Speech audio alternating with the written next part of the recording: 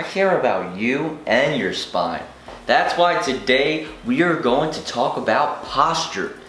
And if you don't think posture is important, just look at an old lady with a big hump on her back. She really took advice when it came to posture. So in this video, I'm going to show you the 3 components to have a good, solid posture. And kids, it will be fun. So we're going to start in a compromised position. Then we are going to work from the feet up to make sure you are in a stable position. Let's jump into it.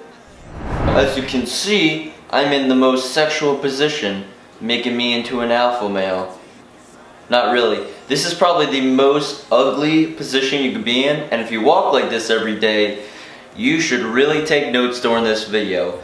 Now, I got the duck butt or Instagram butt going on, which causes a lot of overextension in my lumbar spine. I got my knees locked out. I have collapsed arches and collapsed ankles. My shoulders are rolled forward, and I got the head jut.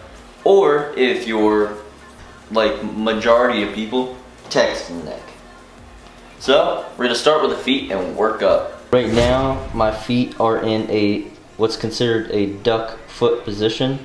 My big toes are pointing outward, and this is no bueno for creating torque within the legs. So what we're going to do is just make them parallel from one another. Simple as just bringing them in.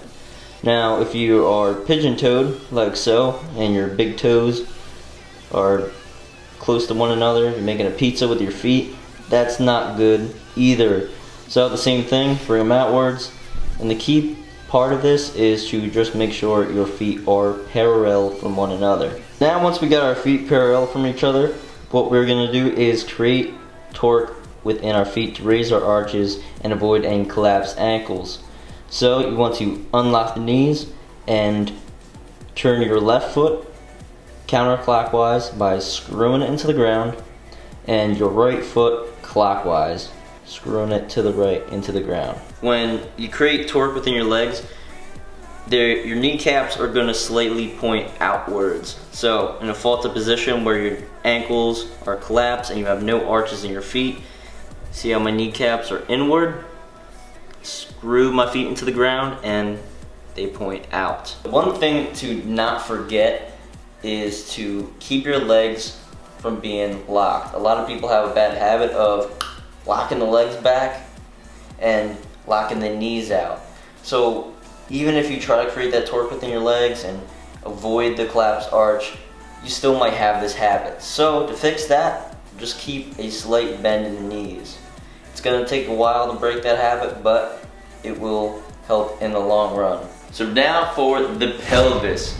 Now ladies, you think Instagram and duck butt looks good, but really it doesn't, because it totally disengages your stomach, your abdominals, and it can cause lumbar lordosis, or just overextension in your lumbar spine, which can cause back pain. So an easy way to fix this is to simply unlock the knees and squeeze the glutes just slightly. Only 20% of tension. So if 100% is squeezing your ass as hard as you can, loosen it up to 20%. It's not that difficult. And when you do that, it'll put your pelvis into a neutral position. And that is what we want. And from here, you could brace the core as well. Now, when you have your pelvis too far forward and you're in a posterior tilt, when you look like you have a waffle butt, you have to do the opposite. So you have to get used to popping your butt back and getting it into that neutral position. So imagine someone pulling your tailbone back, and just play around with that movement, look in the mirror, and then you'll definitely get to see what that neutral position looks like.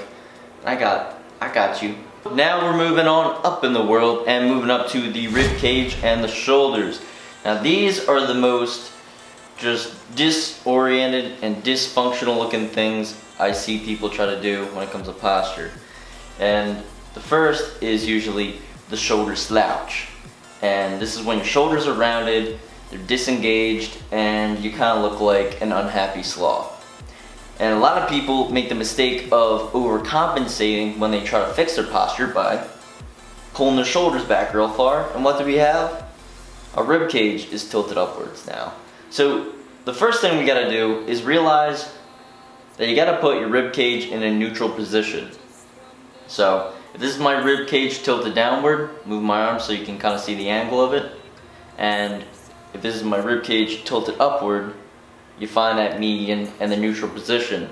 Now, easy way to do that is the two-hand rule, when you simply take your thumb, place it on the bottom of your sternum, the bony part of your chest, and right above your junk, which is your pubic bone, and you should have your hands parallel from one another. Once they're like this, that means your rib cage is in a neutral position, and so is your pelvis. So if you're like this, no bueno, and if you're like this, no bueno. So once you have the rib cage in a neutral position, we gotta fix the shoulders. So simply externally rotate, which just means bringing the shoulders back, and you're gonna have some tightness in your scapulas. That's a good sign. That means you're actually using the musculature, and that's why it's there. So you're in this position, and bam. It was that easy. So now that we fixed the feet, the ankles, the knees, the pelvis, the rib cage and shoulders, we got one last thing, and that is our neck. Now many people don't realize this, but they have either a head jut, and rarely do people have pulling their head too far backwards. So the most common thing I see people have is the head jut, and that's because Texan neck. They bop their head down. Even Timmy's doing it right now as he's helping me film this. So yeah, you gotta hold your phone upward. There you go. So to know where your head should be is simple. Your ear should be in the middle of your shoulder. And that's as simple as that. So you might have to look in a mirror, you might have to have someone take a picture for you, but if you're out in public and you want to check your posture, the easiest thing to do is imagine that there is a string attached to the crown of your head.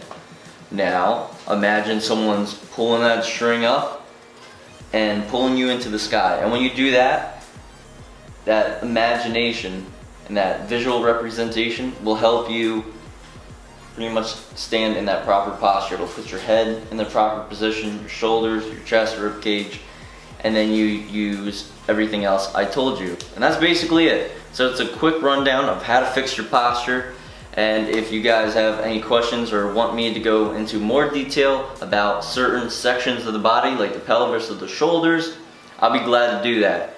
So in the meantime, stand up straight, keep on keeping on, and no texting neck. I'll see you next time.